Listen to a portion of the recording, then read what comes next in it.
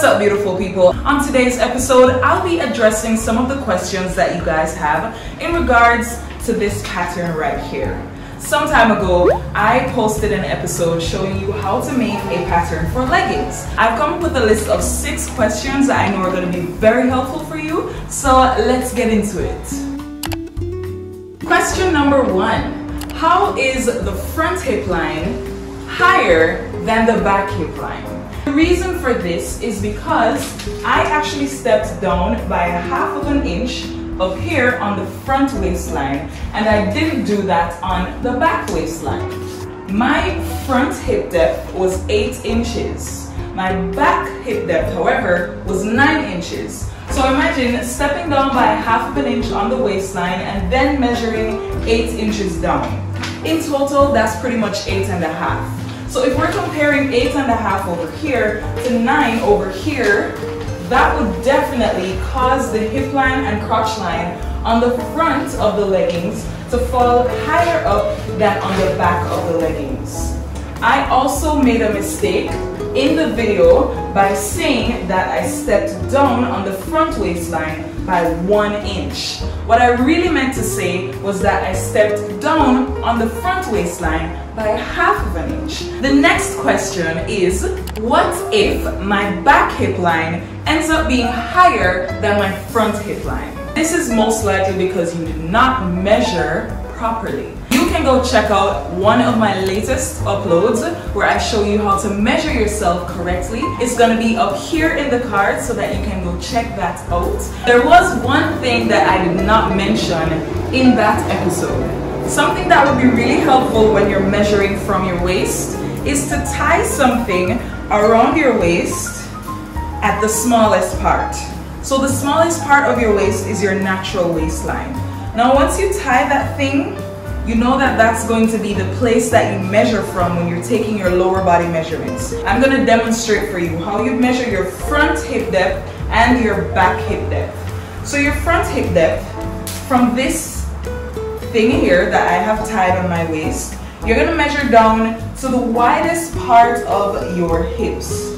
The widest part of your hips in this case would be like about this point right here, where your butt is the biggest or where your hips are the widest, okay? So for me, like I said, I get 8 inches. So when I do the same thing at the back, I put the tape measure at the same place where it was, but I'm doing it at the back of my body. I'm going to measure down to where the widest part of my hip is, and in this case, I get 9 inches. And you want to know why I get 9 inches? Because there's more flesh and more surface here for the tape measure to cover in comparison to the front part of my body that's flat. The back part of my body curves because of my booty, okay? That's how it's gonna go with you. So if you have an even bigger butt than I do, then you're gonna have an even bigger hip depth at the back. The next question was this: how much down from the hip depth do you measure and mark the crotch depth? The answer for this is 2 inches. If you are drafting a plus size pattern, then you can go down with your crotch depth by as much as 2.5 to 3 inches. So your hip depth is right where the widest part of your hips are.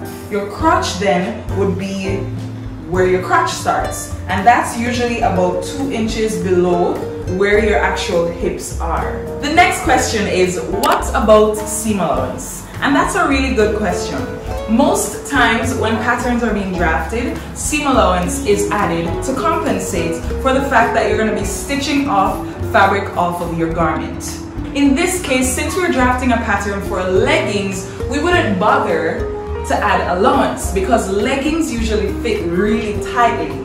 So what I did here in the drafting of this pattern is to draft it to the exact body measurements. As a matter of fact, if you want to, you could actually go ahead and take off a few extra inches. And I can show you how to do that when we get to number 5. And question number 5 is, can I cut my pattern into 2 pieces so there's 1 piece for the back and 1 piece for the front? So this line that we drew down the middle in order to draft the pattern, you can cut your pattern along that line so you'll have 1 piece for the front and 1 piece for the back. The only reason why I didn't bother to cut along here is because I didn't want to have a seam at the sides of my leggings. However, I've come to realize that sometimes it's better to just have a seam, because sometimes when you don't have a seam, your garment can end up being not as straight as you would like for it to be. So you can definitely go ahead and cut along that line. I'm actually going to be doing that shortly. The final question is, what types of fabrics can be used for these leggings? Now, this is not a question that was actually commented. I just feel like it would be a good question to answer, because you always want to make sure that you're using the ideal type of fabric for each garment that you make. The best type of fabrics to use for leggings are ones that have four-way stretch, the ones that can stretch and come back into place without sagging after you've stretched it out, and also the ones that are thick enough to not cause any form of see-through, and to also just hug your body like a glove so that you can feel your nicest and sexiest self. These types of fabrics include spandex, cotton lycra, and polyester. Spandex is a really good one to use when you are thinking about making activewear. The thing about cotton lycra is that it's very absorbent. So when you sweat, if you sweat along these areas or your butt cheeks, wherever it is that you're sweating, the sweat will most likely start to seep through your cotton lycra leggings. As opposed to spandex that is more, it has more like a waxy kind of texture to it. So it doesn't absorb the moisture as much as cotton lycra does. Therefore, you won't have any of those wet spots showing up, which I personally don't like. My favorite type of fabric to use for making leggings and that kind of stuff is stretch velvet. This right here is made up of a blend of 90% polyester and 10% spandex. I absolutely love this type of fabric because the thing about it is it's thick enough to hold your body like a glove, and it's thick enough for you to wear it to any form of occasion. You won't have to worry about anybody seeing anything through your clothes. And I personally just love velvet fabric. Whenever I see velvet fabric, I always try my best to get a piece of it because it's not all that common, especially based on where you live. I have added a list of supplies down below that you can check out.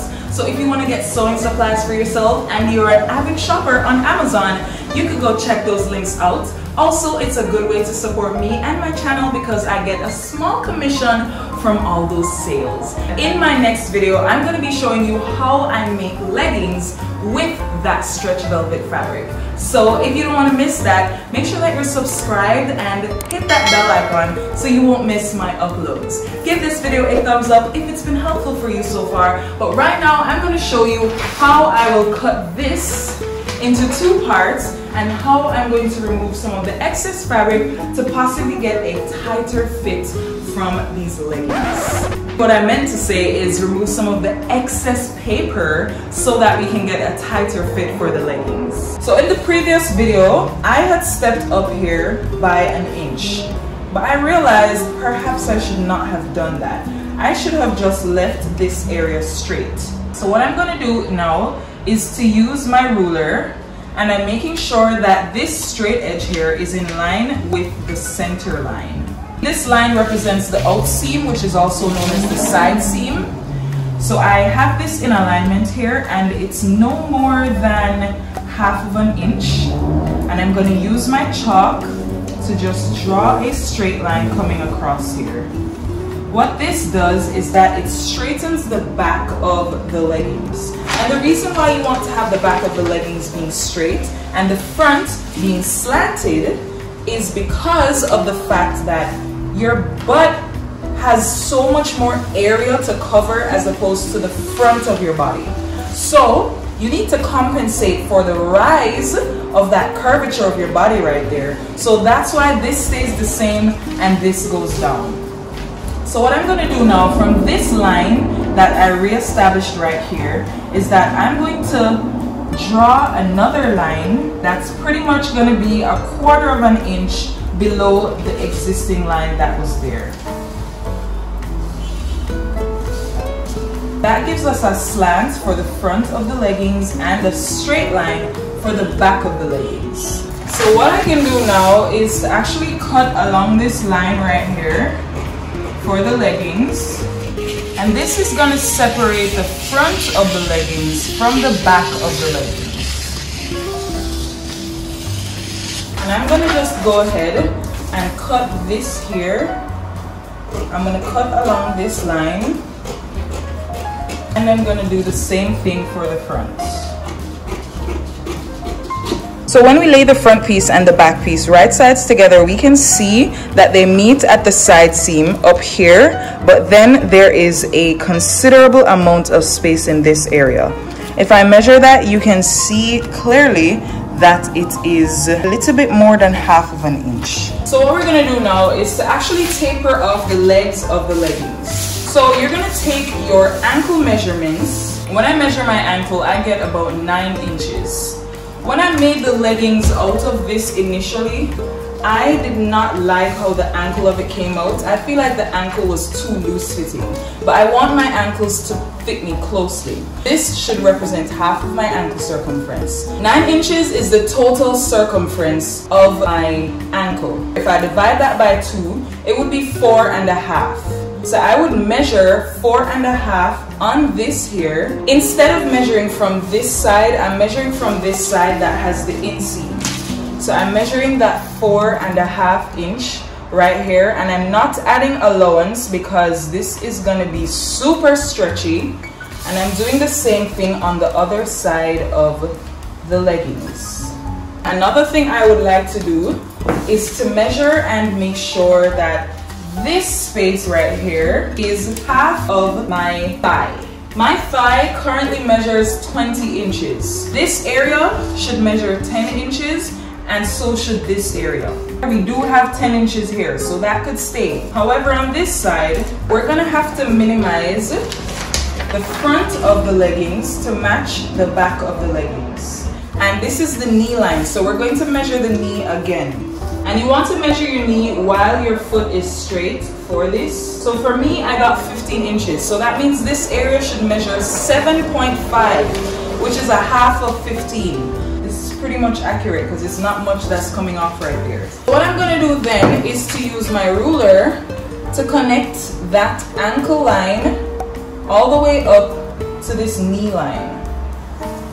And I'm going to draw a straight line coming down, not really straight, but more like diagonal. Then I'm going to use my ruler again to just blend this line in with the existing line that's right here. So then what I'll be able to do is to cut along this line that I just drew. And remember, we are not adding any allowance to this because we want this to have a snug fit.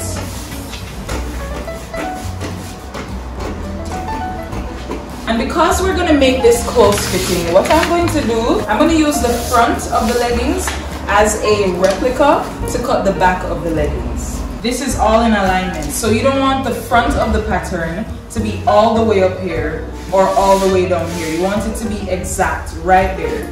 That leaves me with all of this excess space over here. What I'm going to do is to cut this off. I'm going to also trim off this excess right here, because you want to make sure that both of the pieces match with each other so that when you're stitching them together, they will fall in line.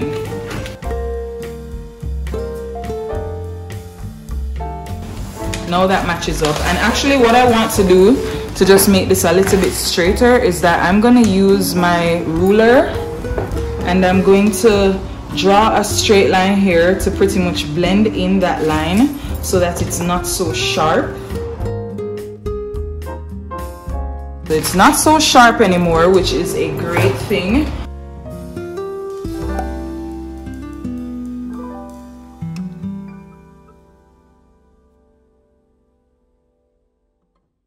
Sometime in the future, I'm gonna have this leggings pattern available for you to purchase. And the difference between the front piece and the back piece is that the front piece has a slant at the top right here where the waistline is, and it also has a shorter crotch than the back piece does. Instead of having one big piece for this pattern, we now have two pieces, one for the back and one for the front.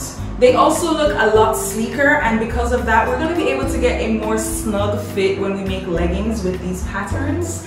If you still are unclear and you have like dozens more questions and you have no clue how to draft this pattern, I'm more than happy to give you some one-on-one attention. You can sign up for an intermediate sewing class with me. That's at patreon.com/SewQuaint. I will also be adding this pattern to my website in due time. So whenever you're watching this video, you can check back on my website to see if it's already there. In my next video, I'll be showing you how I sew this leggings using velvet fabric. So make sure that you're subscribed and turn on those notification bells. Yes. I hope this video has answered all of your questions, and now you'll be able to make your leggings pattern in peace and make as many leggings as you want. If you watched all the way to the end, I want you to comment down below. I can't wait to try this pattern. I will see you in the next one.